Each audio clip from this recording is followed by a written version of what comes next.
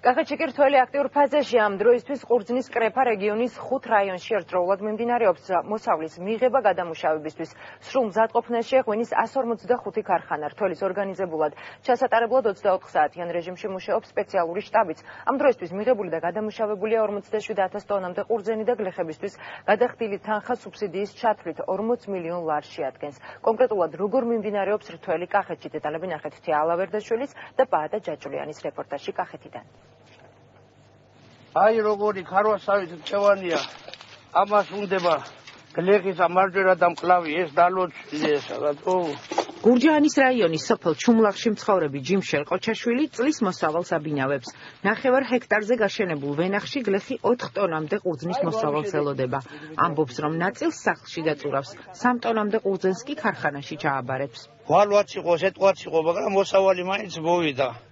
როცა უნდა დემეკრებნა 6 ტონა 4 ტონაზე მეც ვეღარ ვკრებავ, იმიტომ რომ გაფუჭდა. 1 ტონა სახლში უნდა დავწურო და 3 ტონას მე მგონი ქარხანაზე ჩავაბარებ. კახეთში რთველი აქტიურ ფაზაშია სიღნაღისა და დედოფლის წყაროს გარდა ყურძნის კრეფა გურჯაანის, თელავისა და ყვარლის რაიონებშიც დაიწყო. გლეხები ამბობენ, რომ წელს გასული წლებისგან განსხვავებით ღვინის ქარხნებთან რამდენიმე დღიან რიგში დგომა აღარ უწევთ. თუმცა ყურძნის დაბალფასს მაინც უჩივიან. მათი თქმით, რქაწითელის ჯიშის ყურძენზე გადახდილი 80 თეთრი გლეხის შრომისა და მოსავლის მოსაყვანად გაწეული ხარჯის დასაფარად არასაკმარისია. პირადად 3 დღე ვკრიფე 24 ტონა ყურძენი დავკრიფე. ქარხანაზე რიგი არა ყოფილა წელს სხვა წლებთან შედარებით კმაყოფილი ვარ. ეგ არის რომ ფასი მანეთი კარგი იყო რომ ყოფილიყო 80 თეთრი არაფერი არ არის. სუტკობით რო იყო მანქანა რიგში და ყურძნის მეპატრონე ღამეებს ათენებდა ქარხნის კარების და ჭიშკართან და გზაზე. წელს ყურძნის დატვირთული ძარა მიდის და ჩვეულებრივ ვარდება. შეიძლება იყოს 5 მანქანა, 3 მანქანა მისცენ. ეს რიგად აღარ ითვლება. კახეთის რეგიონში წელს 200,000 ტონამდე ყურძნის მოსავალს ელოდებიან. ამ დროისთვის სრული დატვირთვით მუშაობს 70-მდე, როგორც კერძო, ასევე სახელმწიფო ღვინის კომპანია.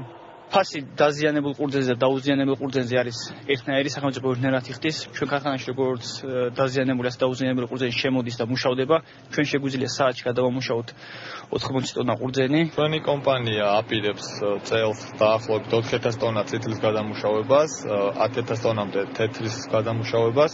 ამ წუთას მიღებული გვაქვს წითელი 2,700 ტონა.